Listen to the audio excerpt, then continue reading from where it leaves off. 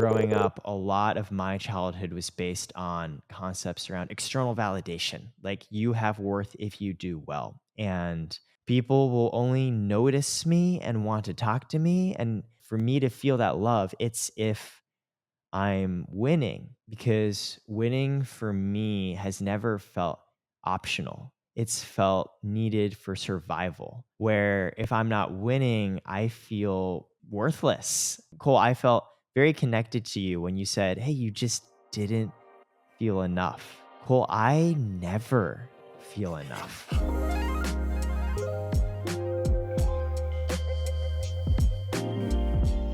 Eric, welcome to the Hastings Harvest. Thanks for coming on. Cole, I'm grateful to be a part of it. Thanks for making time. Yes, I'm grateful. I'm grateful to have you on. So I wanted to start off by gassing you up a little bit here, because the next question that I'm going to ask is going to be exposing you, kind of. I like it. A little bit of the plus, a little bit of the yeah. Yes.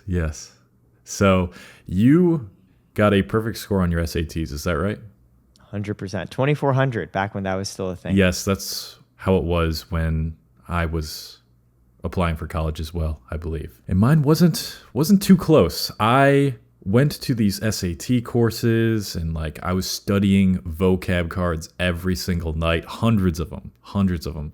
And I remember there were maybe 3 out of the 400, 500 words that I had actually studied on the actual SAT. So I just want to talk about your process of getting there. How did it look studying?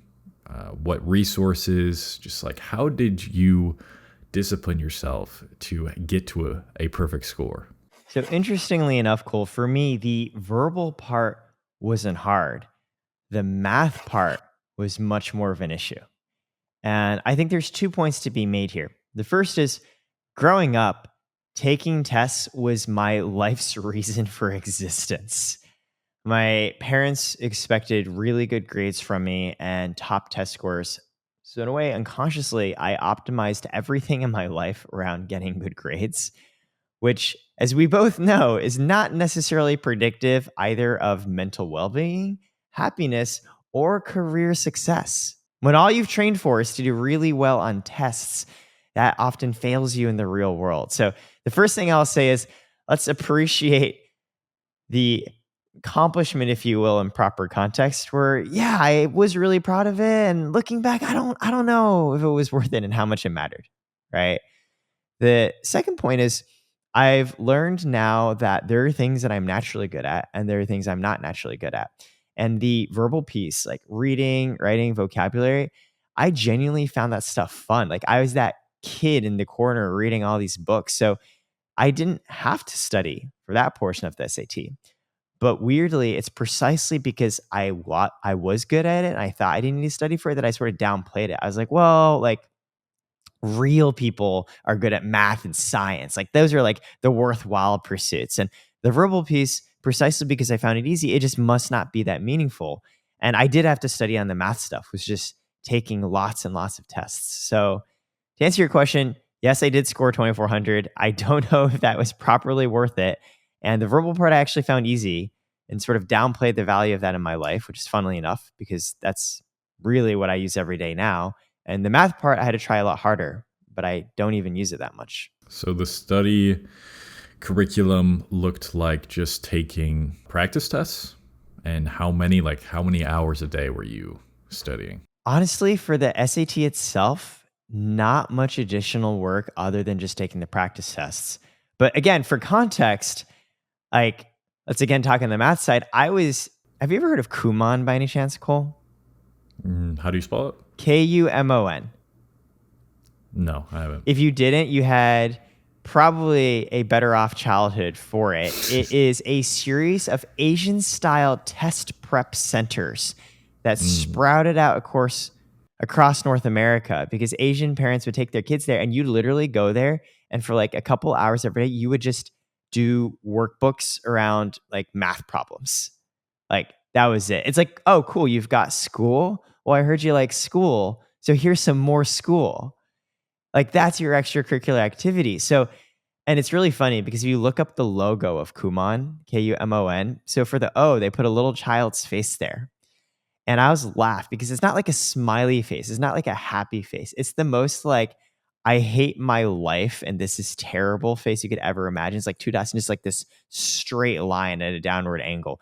Even the inventors and brand people at Kumon know this is not like a fun experience for kids. So I didn't have to study any additional work for this AT because I'd already been doing like test prep every single day of my life since like kindergarten, if you think about it. Yeah, at least they were able to align the brand logo with the company's ideology, which was this isn't fun, but here's things that will get you to do well in school standardized tests. That's exactly right.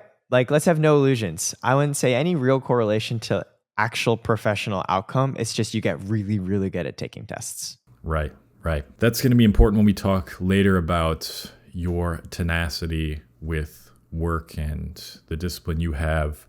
I'm also curious, do you feel, and I guess we've kind of briefly gone over this now, do you feel the SAT is a fair judgment of one's intelligence? Absolutely not. Mark Twain once said he never let his schooling get in the way of his education.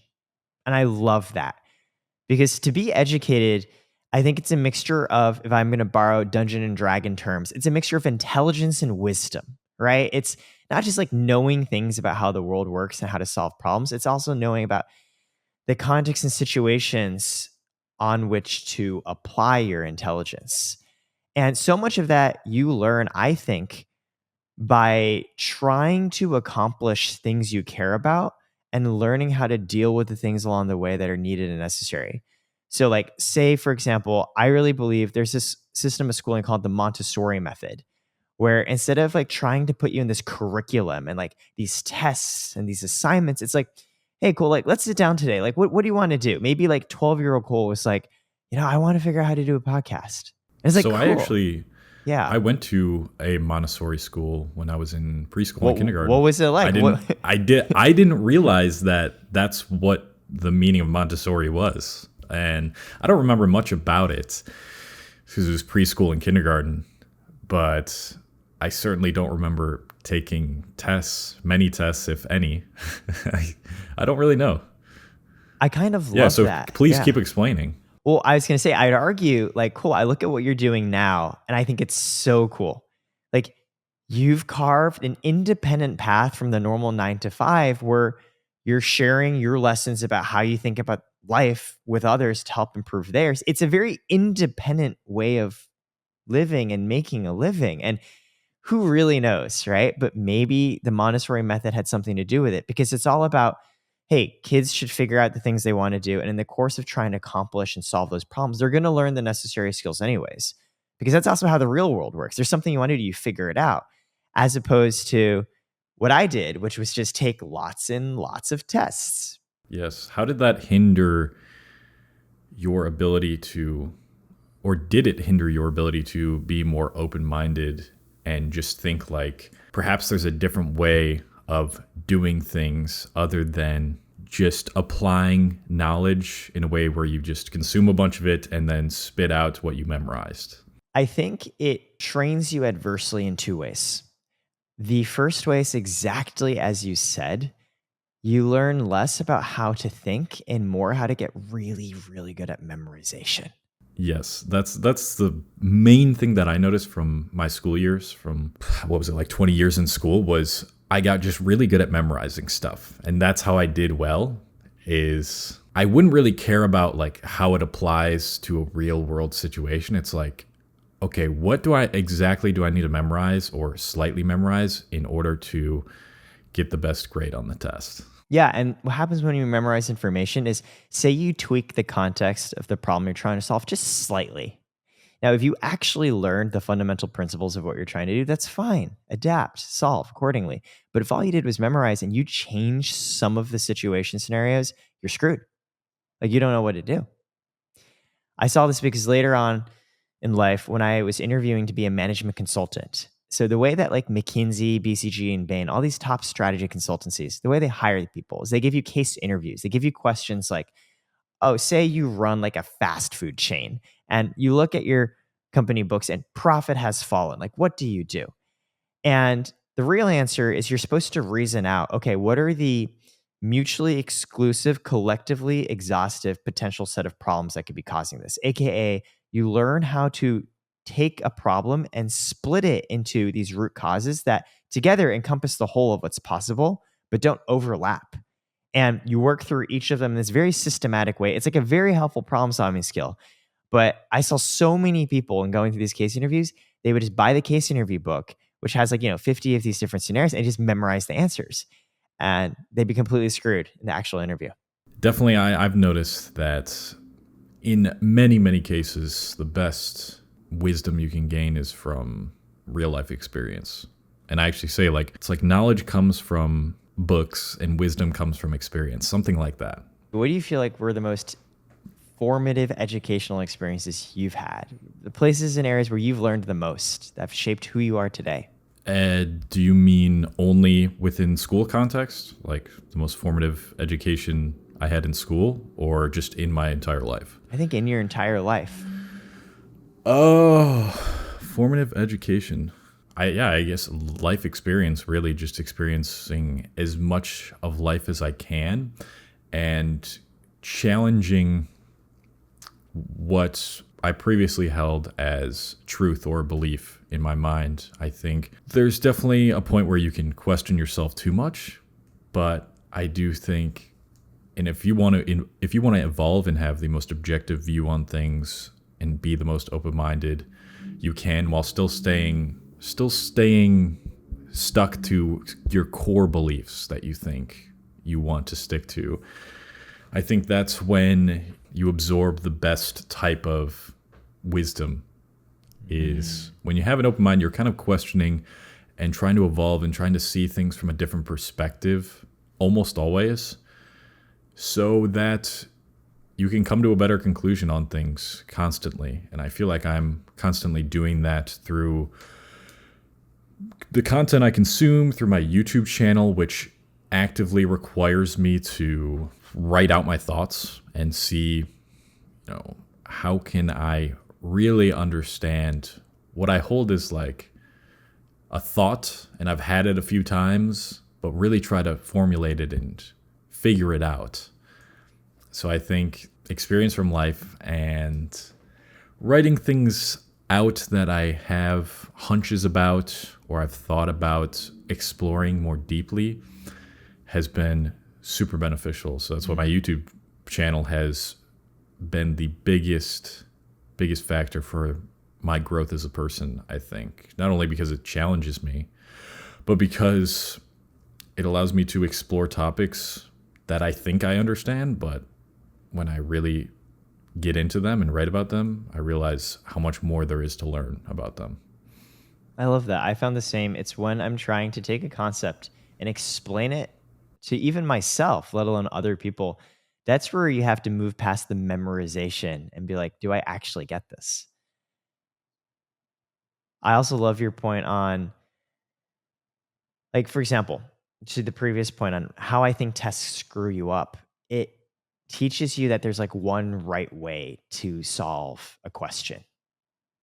Like, you're either yes, you're right, or like no, you're wrong. And like that's just not how real life works. Very often it's not. That's a great point. So we recently just met. I visited LA. It was back in March, right? I think I that's came right. in March. Wow, time flies. And came for about 4 or 5 days. Was lucky enough to stay in the Carrot House, which you are recording this podcast in, and amazing experience. If you guys don't know, it's this very large mansion in Hollywood, and crazy. I mean, I've just never been in a house like that. Amazing experience, and I got to learn a lot more about Eric during that and become friends with him, like real friends, and it was awesome. During that time, we ended up playing pickleball. And we were playing with my girlfriend and him and another person I just met. But then we decided, just one-on-one, we're going to do a game, because that's what seemed like Call me out the now. best course of action. Yes, this is the exposing. That seemed like the best course of action because we both wanted to really challenge each other. And I ended up winning. And I say that not just because I need to let everyone at home know. Of course, although that's important, we do want to let everyone know, for the record. Of course. We only played one game though, to give you credit, and who knows how the second game would have been. Hopefully, we get a rematch soon. You're a very generous man. Thank you. Hopefully, we get a rematch soon. So I bring that up because we were talking about competitiveness and how I think being an entrepreneur, you're just you naturally have that competitive spirit. I believe mine came from just being around more masculine guys, guy friends as a teenager. You know, we'd get in fights, and I played a bunch of sports growing up. I'd love to hear about your competitiveness because I could tell, you know, with the way you were playing, we both don't like losing, you know. So where and when do you think that competitiveness to excel and be the best came from? Robin Williams was one of my favorite comedians. And I was very sad when I learned of his passing, where many people looked at him and they're like, how can somebody so funny and bring so much joy to other people's lives deep down have so much sadness, where he made the decision to ultimately take his own life? And I thought about it more and sort of begs the question, well, like, why is Robin Williams so funny? Turns out, if from a very young age you've been trained to expect and assume that people literally only care about you if you're making them laugh, guess what? You learn really, really quickly how to make people laugh. And that becomes the meaning of why you exist. I am very competitive because winning for me has never felt optional. It's felt needed for survival, where if I'm not winning, I feel like worthless. I think growing up, a lot of my childhood was based on concepts around external validation. Like, you have worth if you do well. And people will only notice me and want to talk to me. And frankly, parents, even for me to feel that love, it's if I'm winning. I think growing up, a lot of my childhood was based on concepts around external validation. Like, you have worth if you do well. And people will only notice me and want to talk to me. And frankly, parents, even for me to feel that love, it's if I'm winning. I think that for myself and a lot of people, the same analogy I'm using with Ron Williams, when you look at someone, you see them do something extraordinary. It's like, well, there's a journey, there's a process, and that can have meaning as well.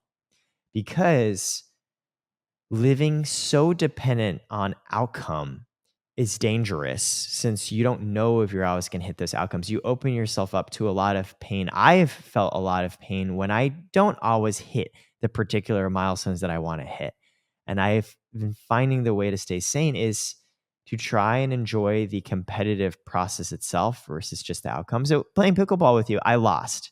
I didn't like to lose. I think neither of us wanted to lose. But I take solace in the fact that I had fun. I liked playing and competing with you, and I got to know you better. So I am trying to learn how to appreciate and understand that competitiveness a little bit more. I love that so much, especially talking about the process versus the outcome. It's a common theme within my videos and other podcasts I've been on when I talk about what it takes to be successful, how I'm able to stay consistent and stick with things for longer, is because I love the daily routine. You have to fall in love with that and stop being so tied to, once I get X, then I'll give myself permission to be happy, right? And that's kind of how most of us are taught growing up, either by peers, parents. I know you certainly went through that. And even now that you brought that up, I think about part of the reason I was competitive was quite similar, because as a kid, I never felt like I was enough, you know? That's what I feel many high performing adults were like as a child. They felt inadequate. They felt like an outcast, like people didn't respect them unless they did a certain amount of something or acted a certain way. And we're also tied to that because we're just wired to need social validation. It's very hard to break away from that. It's very hard to, in the same way that it's hard to break away from being tied to just reaching the goal instead of just enjoying the present, the routine. And in this case, I would say just enjoying, I don't know, being more of who you are, I guess. When we talk about not needing to be, not it, like looking for validation so much, it's about, what do you think? Like, it's about just enjoying being yourself more. But of course, be yourself is also a really tricky term. So yeah, what do you think? I see ourselves as, this is a quote from E.O. Wilson, like operating with like Paleolithic brains. And in fact, there's a lot of studies to indicate there's literally an entire neurological system processing in our minds that's very primitive and reactive. And there's a second one where we're trying to be a little bit more human and thoughtful. And I mentioned this because that monkey brain in us, that primitive lizard brain, we care about validation so much. We're a group of monkeys and we want to feel special. We want to show off to other monkeys. We want to pay attention to the monkeys that seem to be doing well. And it's driven this entire societal value on people who are doing great works. They might not be great, but who cares? They've accomplished and done great things, quote unquote.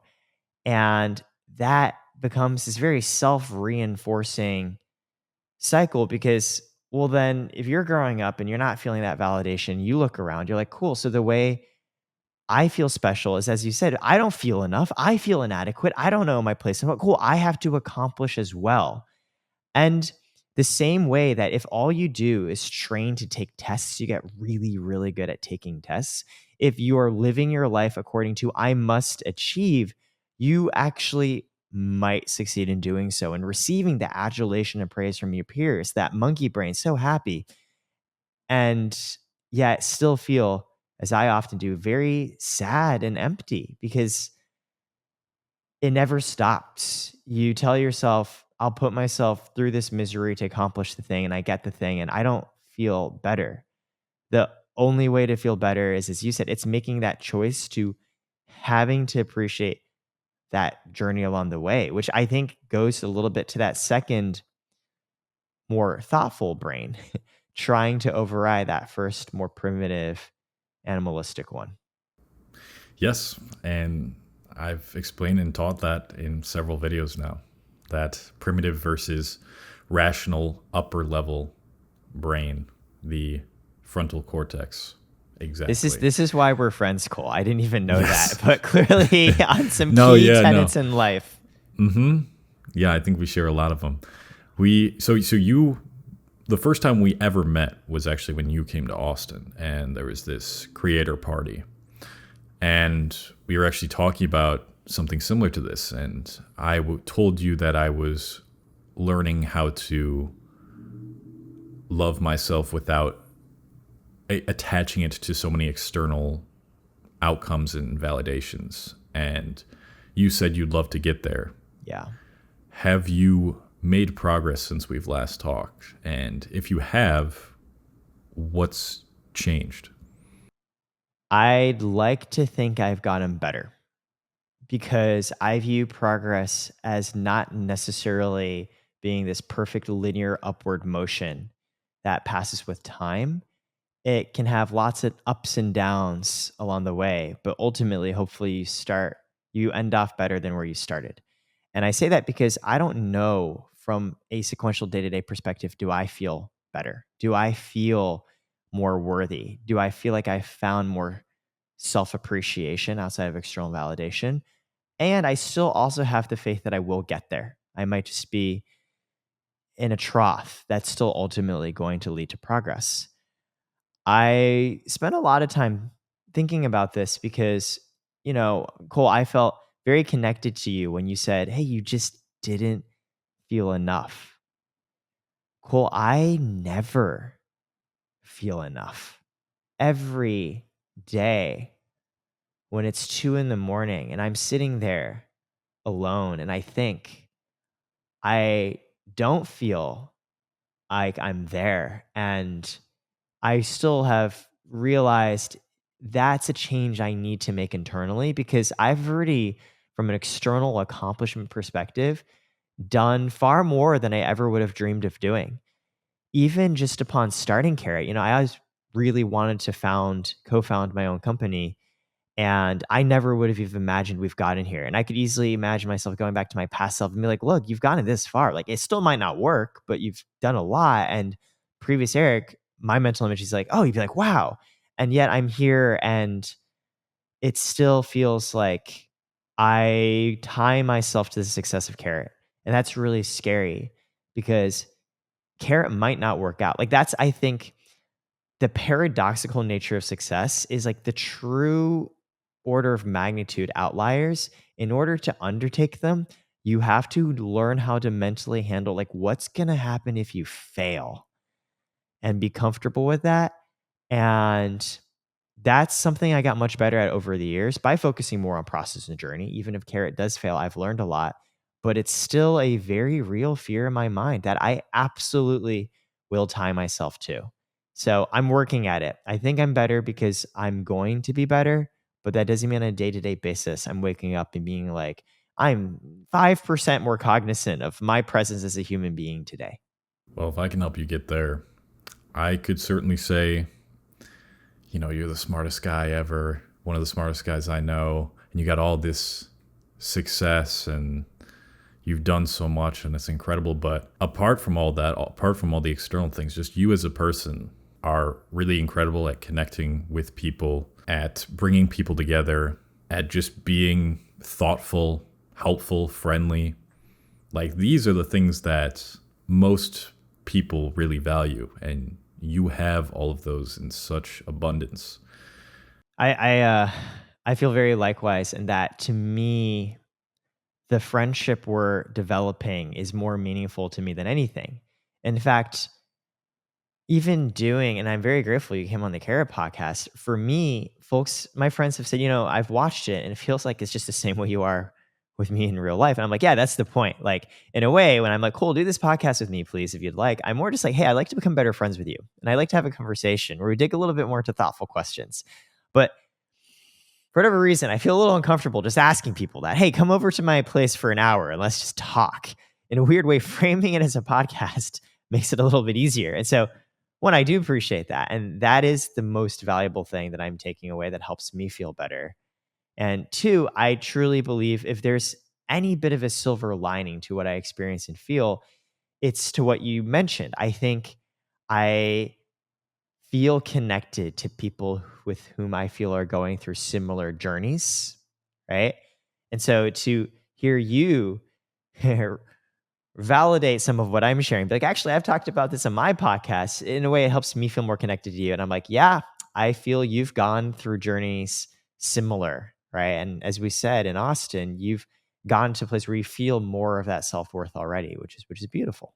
That's one of the beautiful things about content creation is by sharing my journey, I can have that aha moment within other people where they realize, oh shit, I'm not the only one going through this. And since I see someone who has dealt with this in a positive way, maybe I can get there too. And I think that's a lot of my goals with my content.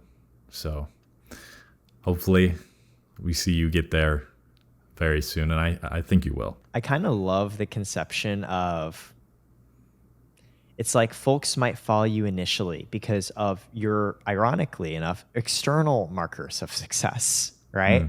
Oh yeah, like Cole has like millions of followers, he's a successful YouTuber, successful business person.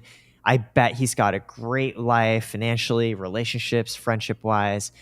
And that might be what brings them in. And then it comes very much like, well, how do I get this? And then the ironic thing that you end up teaching potentially is like, well, in a way, it's to start to care less about those things, right? It's sort of Yeah, It's like, that's a good way oh, to put it. yeah, it's like I'm watching for the external validators, but really it's like the internal lessons and learnings to care less about the external validators, like that actually end up helping your viewers.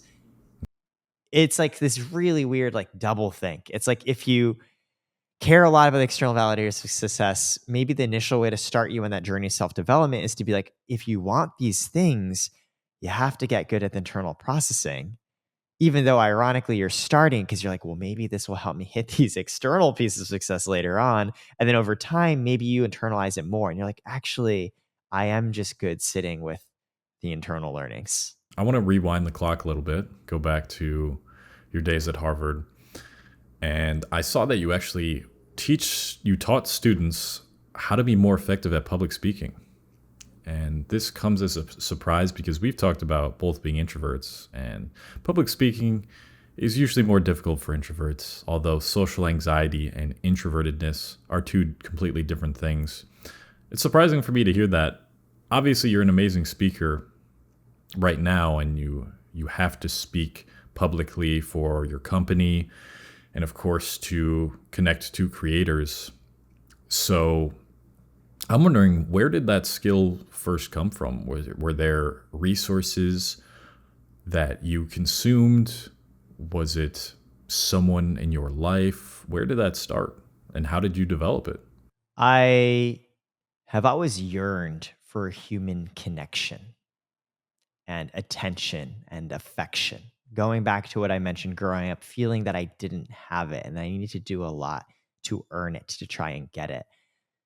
That really strong yearning has manifested itself in a number of ways, sometimes helpful, sometimes not. So initially, it was not helpful. It's precisely because I attached such high stakes to getting to know a person that I'd be really anxious and awkward when speaking with them. Oh no, what if I say something wrong and they hate me? Well, guess what? If you're going in with that mentality, you're probably going to say things that don't come off great and ironically jeopardize the relationship you were so worried about building in the first place.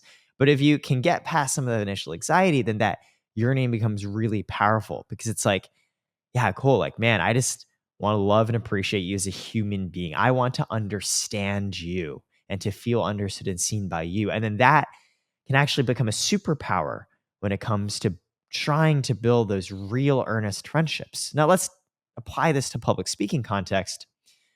It's the same journey where initially, when I'm up on stage, I'm in front of people.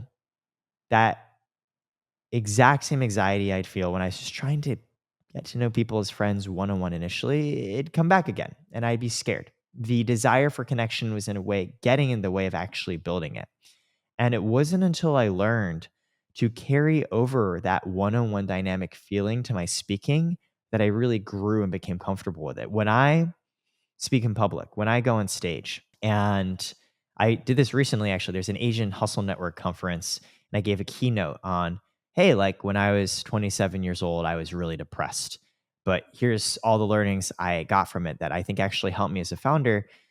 Some folks came up to me in the audience afterwards and they said, they felt like I was speaking to them, that I was making eye contact with them because I was. I think for me, the trick is not to see it as a faceless crowd, but to really focus in on the individual human beings in there. And so when I speak on stage, I am trying to connect with each and every person there. I look at an audience member and I think to myself, like, you are my focus. I am in a one on one conversation with you and continue going through just picking out people in the crowd.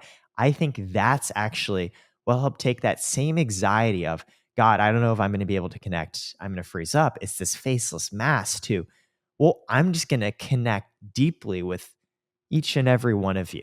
I'd love to hear more just about communication skills for introverts, or it doesn't even have to be introverts, and making friends in general. Like what are the things you try to embody or apply when you're going into a situation where you're trying to communicate and make friends? It's this really interesting balance between I want to represent who I am because that helps select for the people who will genuinely get along well with me and want to come and talk with me versus I would like to be socially accepted and say things that I think generally fit the vibe and the small talk, and people are like, he's a good dude. And what I mean by that, because they're a little bit different, right? So like regarding the first, like when you say things that are very self-selecting, right? Like, Cole, right? Earlier, again, I keep going back to it because it's such a point of connection for me when you were like, yeah, I didn't feel like I was enough.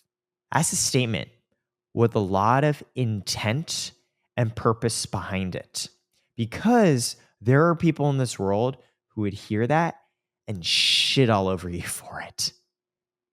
Now, those are the people who wouldn't want to become friends with you, who presumably you wouldn't want to become friends with either. And conversely, there are people, when they hear that, they connect with you more deeply. They're like, oh, that's something I feel too, but I'm too scared to say it. But now that he said it, that makes me want to connect with him even more. And so you say statements with such a strong perspective, they're going to want to come and build that friendship with you. So I've begun to appreciate, let me just say things that are true to who I am, and they'll find me. And then you balance that against that, like there's a level of like appropriate disclosure where you learn the boundaries of how much to share, right? You wouldn't like literally walk up to somebody and be like, oh, hey, let me tell you about all the childhood trauma I've experienced, right? It's finding that mix between the two. Yes. Knowing how much vulnerability, when, how appropriate it is, given the context, is important. Again, something I've talked about in videos before. So glad you brought it up. So I watched an interview a while back where you quoted Steve Jobs. And the quote was, "This world was built by people no smarter than you." Can you expand upon that? Yeah. So one, this is the most well-researched opportunity that I've gotten to be a part of. I feel like I'm chatting with Nardwar. Nardwar? Right? And I'm very, it's very, Nardwar. Nardwar. It's Nardwar. Yeah, I'm very, very flattered. I appreciate that. So, I'm flattered by that comment. I appreciate that. Yeah, thank you for looking into it. Yeah, I really identified with that quote because it fits in again with the realizations I had that, like, gosh, like the world is a scary place and like everybody knows the right thing to do. And there are answers, just like there's a yes answer and a no answer in a test. It's the same things in life. And if you say the right things and you do the right things, you're good. And if you don't, you're bad and you suck. Well, I think a big realization that helped unpack that for me was like, okay, like, no, number one, like, no one actually knows what they're doing. Like, they straight up don't. And that's why the Steve Jobs quote resonated with me so much. I met people with whom I respected so much, and I'd ask them about life, and they'd be like, yeah, I don't know what I'm doing half the time. What really helped sink this in for me was early on in the formation of Carrot. The co-founder of PayPal asked to get dinner with my co-founder and me. And I was like, whoa. Like, this guy's like, he's a billionaire. He's a big deal. Like, what could we possibly have to teach and offer him? And he was just like, so tell me, like, what does a YouTuber do exactly? Because like we operate in the intersection of finance, tech, and creators, which means we know less in any one of those segments than the people who reside there primarily. I know way less than you do about being a creator, but it also means to each one of those contingents, there's something I can offer from the other parts that they're not as immersed in. So co-founder PayPal knows way more than we do about money and tech, but he doesn't know anything about creators. And I was like, this guy is super smart, really successful, really rich, really well off. And I actually think I'm better placed to build this creator financial company than he is because he doesn't know either. And then if he doesn't know, and he's not this, order of magnitude better human being than I am, then like, why shouldn't I just take a shot and try to figure that out? Right. I think those are kind of the mental unlocks you need to have. It's like, one, nobody knows what they're doing. Two, you don't suck. And three, you might as well try. I think for me, that's what was really helpful. I often say, since I've reached this level of success and I've met people who have either done it as big as me or way bigger than me, first thing I realized was that, oh, these are just really average people. Like, and that fuels me up. It's like, okay, well, if they did it, I can do it 100%. And I can do it even better if I continue to focus on this and continue to evolve. And the second thing was that most of the people you consider incredibly intelligent, successful, smart, charismatic that you see online who have all this success really just got good, really fucking good at one thing, and they kept doing it way longer than anyone else did.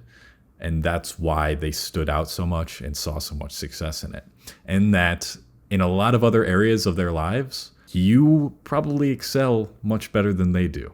So I think those are very important realizations that one usually can't fully internalize and understand until you reach the level where you're meeting people like that. But now we have podcasts and other content where we can show people who haven't reached that level, like, hey, you can do this because all these people up here, they're exactly like you. I love both of those points. That number one, look for your strengths, right? Look for that zone of genius that I think actually leads to your second point, where they might know more than you one thing, but not in the combination that falls into your zone of genius. I do want to ask you, what is that zone for you? And how does one find that zone? Actually, that's a more important question. I think the first thing that's important is to know that like it probably will be a very specific set of circumstances and skills. Like I think sometimes people are like, "Oh, like let me just find these really broad adjectives. Like I am brave, I am smart." Like is that my zone of genius? Like I don't know, there are a lot of smart and brave people out there. And again, it goes back to your point on you said where yeah, Bill Gates is probably better at you than like building Microsoft, but like you might be better at I don't know. Fitness, eating well. Who Yes, knows? that I was also gonna say, not cheating on your wife. That too. That So too. the point I'm not condemning Bill Gates. I'm just saying we're all human. There are probably things that you can do that they can't. So I think the first thing when you think about your zone of genius is just like it's gonna be specific, and that's okay. I think the second thing is it's the thing that you would do even if nobody else cared. It's the thing that brings you joy. It's the thing that you might find easy. So easy that you never properly valued it before because you assumed if it was easy for you, it was easy for everybody else. What if someone listening hears that and they say, well, nothing comes easy to me? I think that what it means for something to feel easy doesn't necessarily mean like there's no effort. And so I would question this person on, well, maybe rethink what it means for something to be easy. It's not that I can just do this in my sleep and I started doing things yesterday. I'm already like top 10 in the world.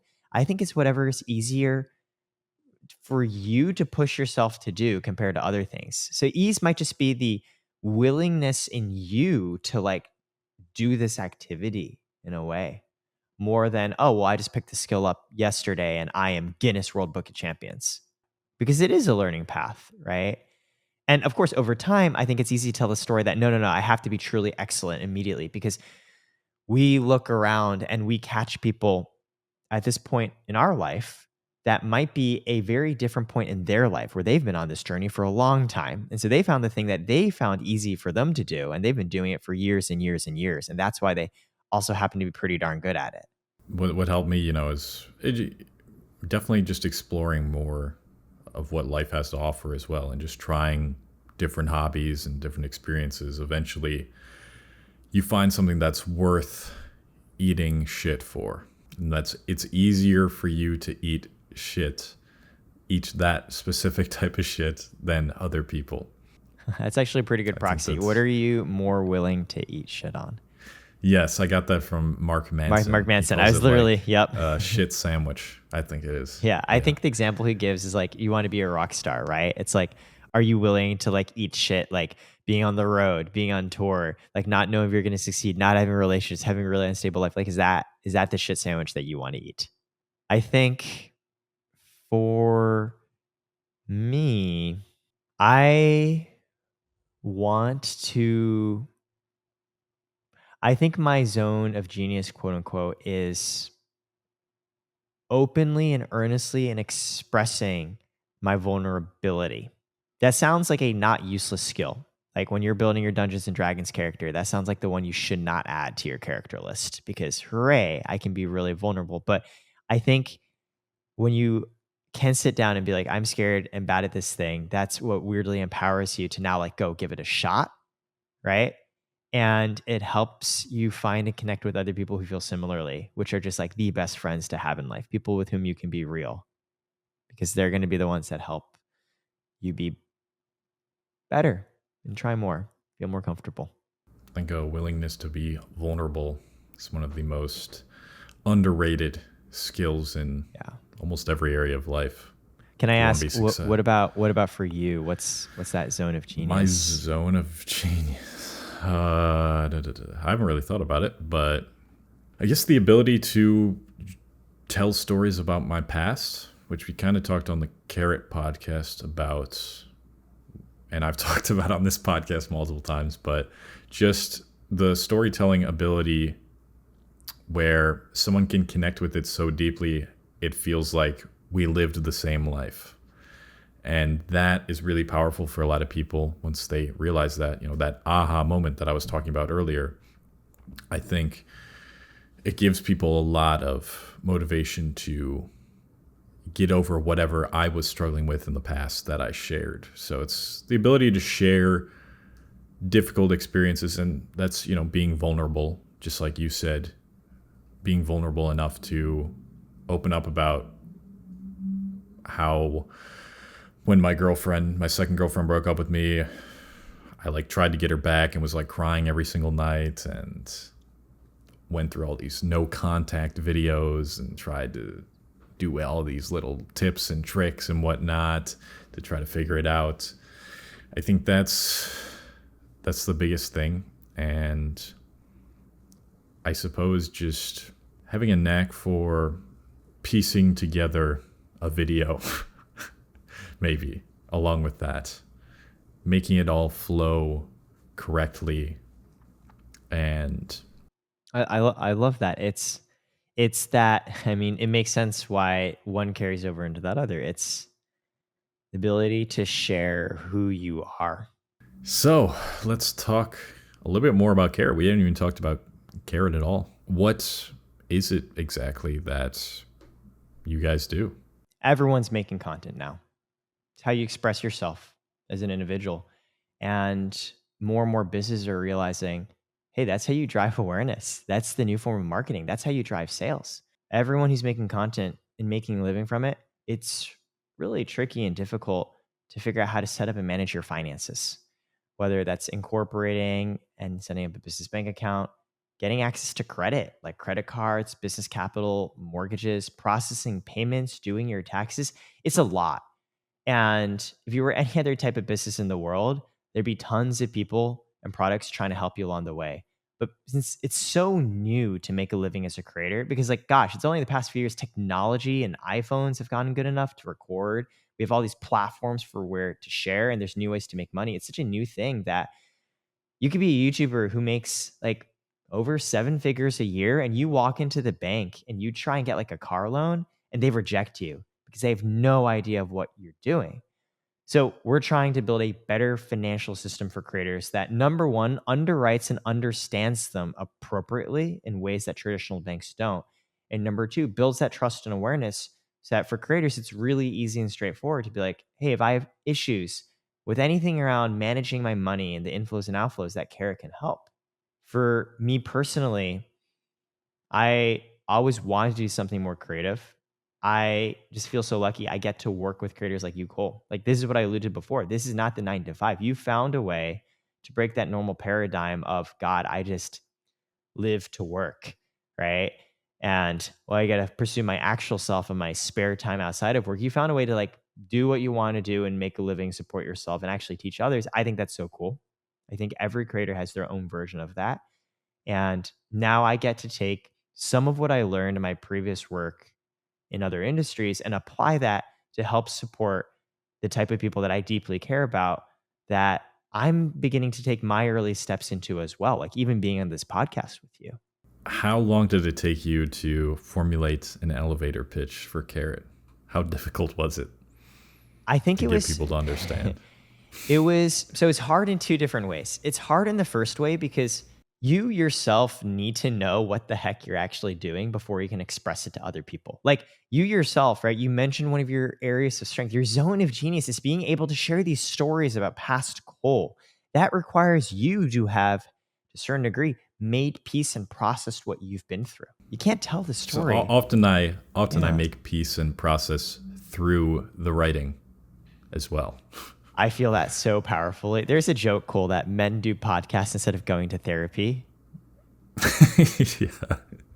Yes. So I mean, Partially true. I do therapy, but like these podcasts help. It's the same point as you. In some ways, like there's a saying, writing clarifies thinking. And it's the same thing when we speak and we share with others, it forces us to confront and grapple with like what actually happened, right? And I say that because in a way, a pitch is a story as well. It's a story about like, why do you even exist? Why do you even care? And that requires you to know those facts yourself. So the hardest part, even before getting to how people received it, was just me, myself, and I being like, why am I doing this? Like, is it for the ego validation? Is it for the money? Is it for the intellectual journey of building from 0 to 1? Is it the people I'm working with? Maybe it's the mission. Maybe it's something to do with creators. Well, why? Like these aren't things I immediately knew from the start. Like it was a while until I was able to more explicitly articulate them. And I realized for me, a big part of it is like, I truly think that we're meant to be creative from day one as we're born as humans. And it's hard in this capitalistic society and world. And anything that helps support the development of this is worth doing and worth spending my time and life on. The second part regarding how creators receive it, yeah, is actually really hard too, because one of the very first things we tried to do during 2020, there's a pandemic, as you know, many of you have probably heard of this. The government had a stimulus program, I know, called PPP. And you can look it up, friends. It's a program where the government will literally give you free money. Like they give you a loan to cover your payroll. It could be tens of thousands, hundreds of thousands of dollars, and they would forgive it. And I went around with my co-founder to YouTubers and we said, hey, we'll help you get PPP. We have access to the banks who are processing this. All you need to do is sign here.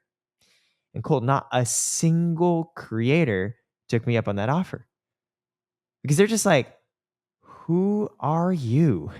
And what is this? And you prince of scammers, you king of Nigeria, like, leave me alone. I'm not going to fall for this because I'm not stupid.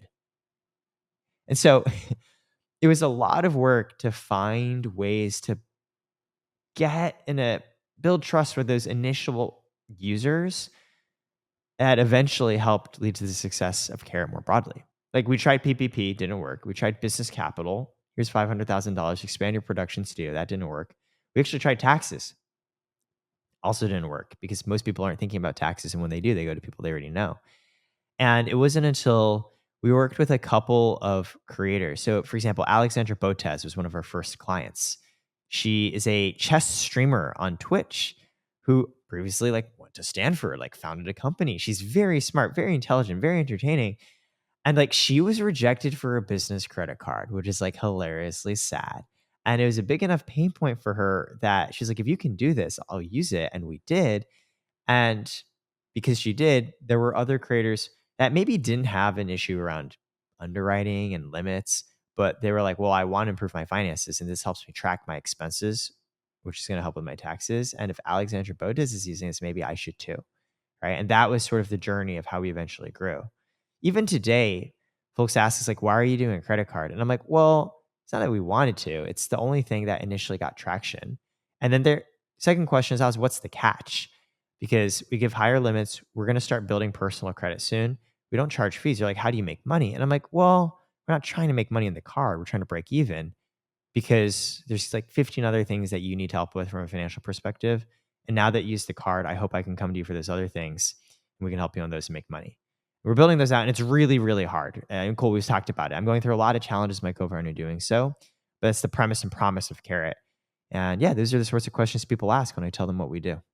And I appreciate what you do a lot because I got rejected from getting a credit card from a local bank way back in the day. I don't know if they reject me now. I have a secured credit card from them, but it'll be nice to actually finally start building my credit. My credit score isn't bad by any means, but I do want it to just be totally maxed out score. And to be able to do that through Carrot, it's going to be awesome.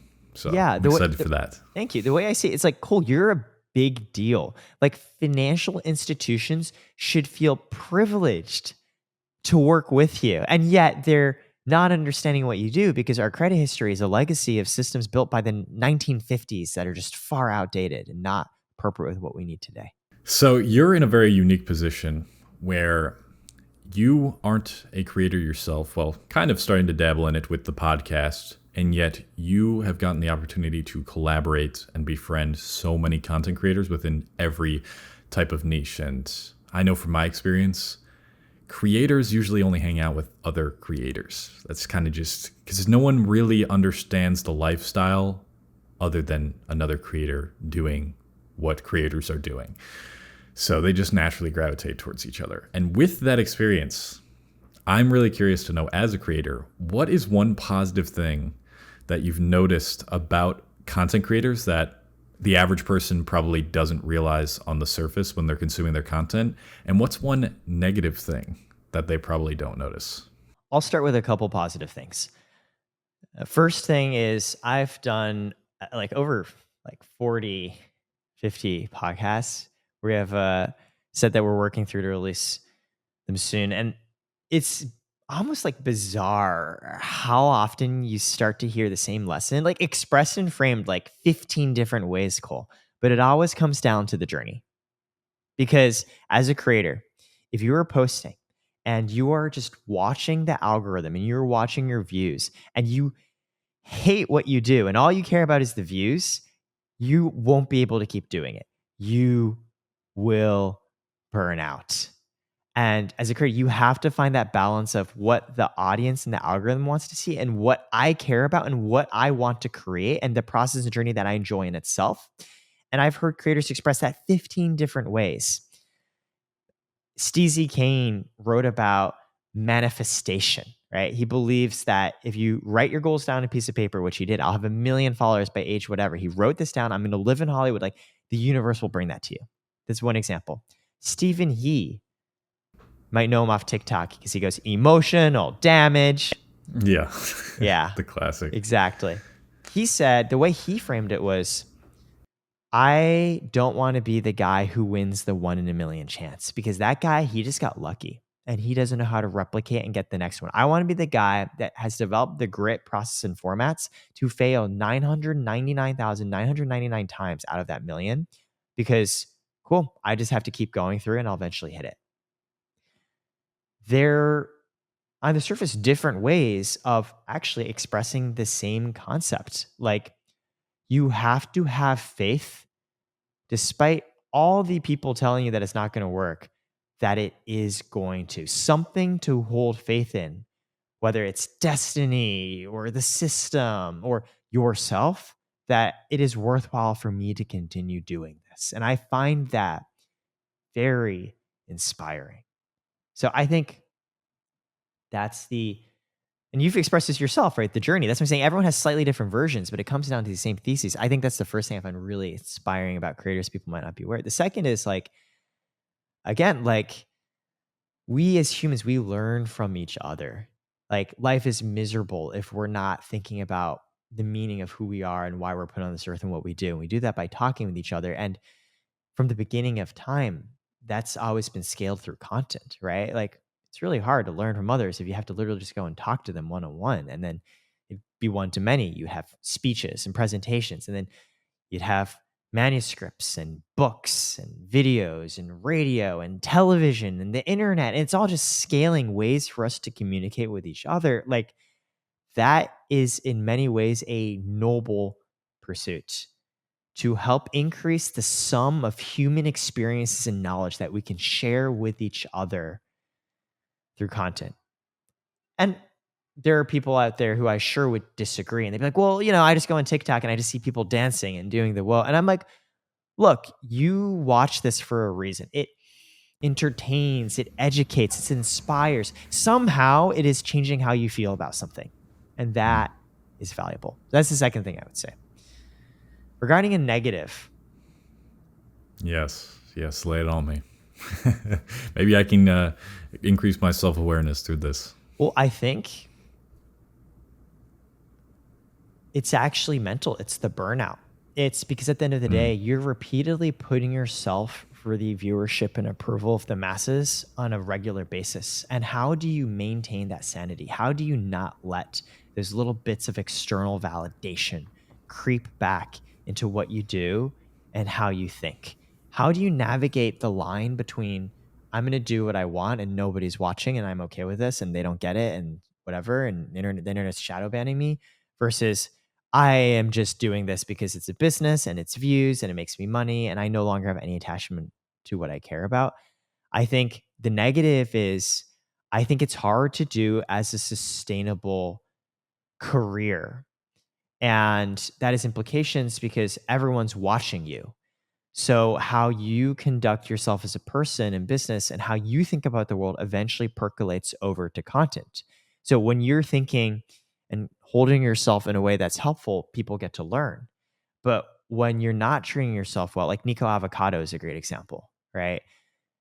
People see that too. And we are social creatures who will mimic what we see in any case. And that's a unsolvable problem because I don't think it's fair for viewers to place expectations of responsibility on creators. The whole point of being creator is you are sharing and expressing something true to yourself. And there's the danger of how do you wrestle with people are watching you and they're thinking and caring about what you say. I think that's the scary side of what you do. mm. Yes, I can tell you that the answer to that question, how do you detach from all that? The question is you don't. I think, man, I've had a really, really tough time in the past. It was around a year ago where I had the worst burnout I've ever had and questioned if I even wanted to be a YouTuber because of how many eyes were on me consistently and how much responsibility was required of me. And I was like, I just want to lay down in a field in the middle of nowhere and just have no one know who I was. Sometimes I had that feeling I really had that feeling really strongly when I was burnt out.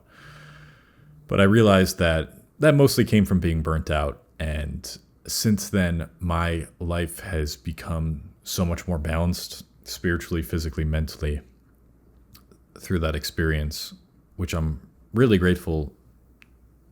And I knew it would have to get to that point before I actually did something about it. But hopefully, to people listening who want to become creators or who are creators, it doesn't get to the point where you start to have these physical symptoms that I was experiencing, and I had to go to a doctor for it, and it was terrible. Took a whole month off of making YouTube videos, but came back with a completely new mindset on how to make this sustainable. Because, like you said, yes, it's very hard to make creating content a sustainable business for years. And that's what I had to think about is like I need to optimize everything outside of content in my life so that whenever and this is something Mr. B said, whenever I'm not making content, I'm doing something that helps my brain recharge so that I can go back to that mindset.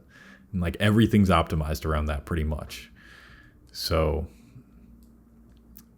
I can say, yes, that is something that we struggle with very, very deeply. And it's a tough thing to figure out. Creating there's a joke I've once heard on like, well, how do you create the perfect video? How do you build the perfect company? And the facetious answer, Cole, is well, you just make yourself perfect first, and then you just do what comes naturally. Step one, step two. And I laugh because there's some truth to that in the sense that, yeah, you have to ensure that the rest of your life is structured in a way. I mean, same with me. I can't do what I need to do for my company if I am sad and frustrated in other parts of my life. It all bleeds over. Like, as I mentioned to you in Austin, like I've been going through a breakup for the past few months and it affects my mood. It affects how I feel. And that does affect the company. And I take responsibility for that, and the awareness that it's why it's so important to think about when we're doing our own things, everything just bleeds and blends over together. What what helped you when you felt that last year and you felt that burnout? What helped start the change? That day where you were like, like I'm no longer so miserable I can't do anything but lie down. Mm. Yeah, I think it firstly had to get to that point, like I said, like complete and total. I can't even sit down to write a script. I had to get to that point just because, like we talked about, I don't know when to stop. I need to always be achieving something, right? And then afterwards, I really took a step back because I didn't have to create content, or I decided no content for a month. Let's figure this out, figure out if we really want to continue doing this. I was spending more time with my family. I stopped lifting weights as much and started doing some yoga instead, really taking more time to get outside, to prioritize my sleep.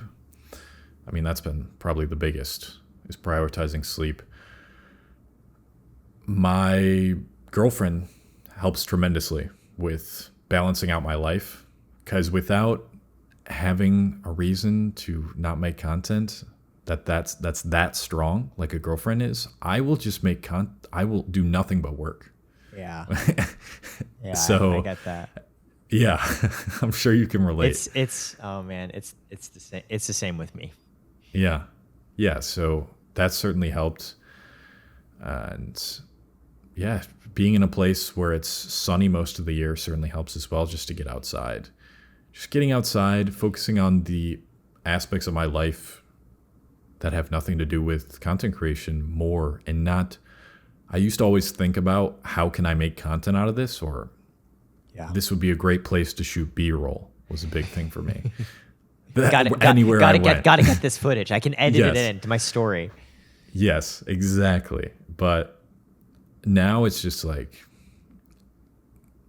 I don't know. I'm through all of optimizing all those other things. I have learned how to shut off my brain, shut off the content mode of my brain when I'm not making content, which is more often than a year ago.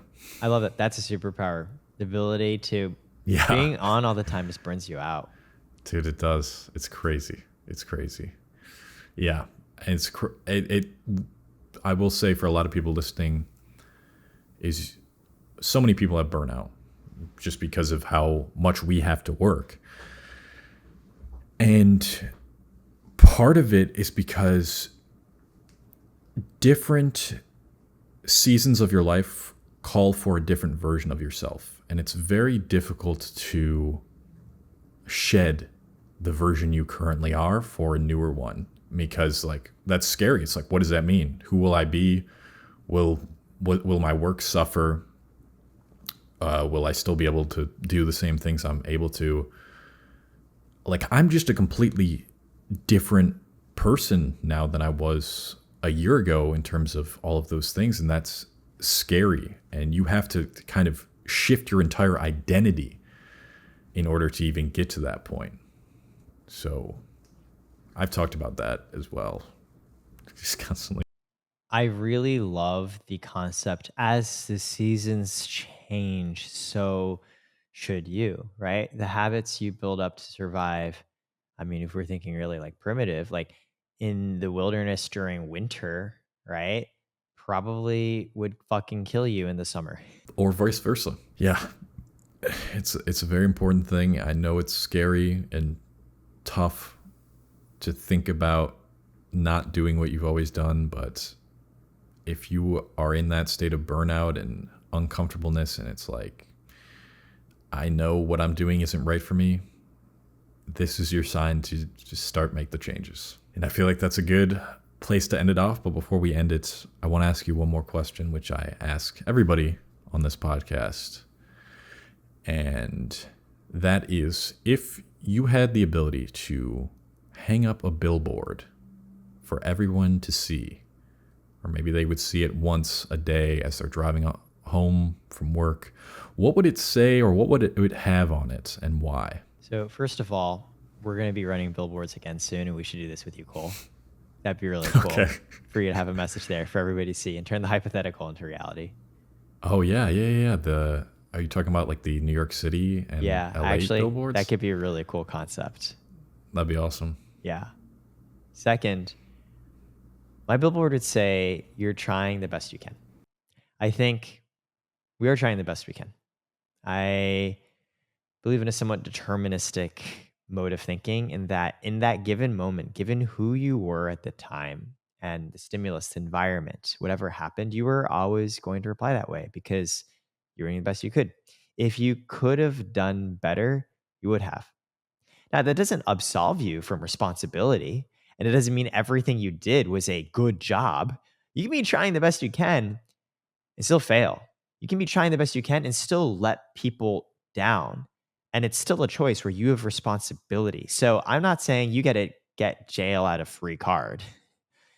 It's more, no, like you have responsibility for the choices you make. And when we look back at the choices we made, we were doing the best we could in that moment with the context we had, the information we had, and who we were at the time. And it's just a little bit extra forgiveness, a little bit of buffer, both to make peace with ourselves. And if you didn't like the choices you made and how they turned out, cool. Well, like, opportunities will come again to choose differently. But in that moment, yeah, you chose the best as you knew how. Eric, thank you so much. Thank you for Thank you, this talk. Cole. It was awesome. Had a really good time. If Yeah. the listeners want to find you, where should they look? Yeah, they can find me on my Instagram under Eric, ERICT as in Tom, WAY, Eric Two-Way. They can find Carrot on Instagram under Try Carrot. That's TRYKARAT, like 24 karat gold, not like the orange vegetables that bunnies enjoy. All right. Awesome. Thank you, Eric.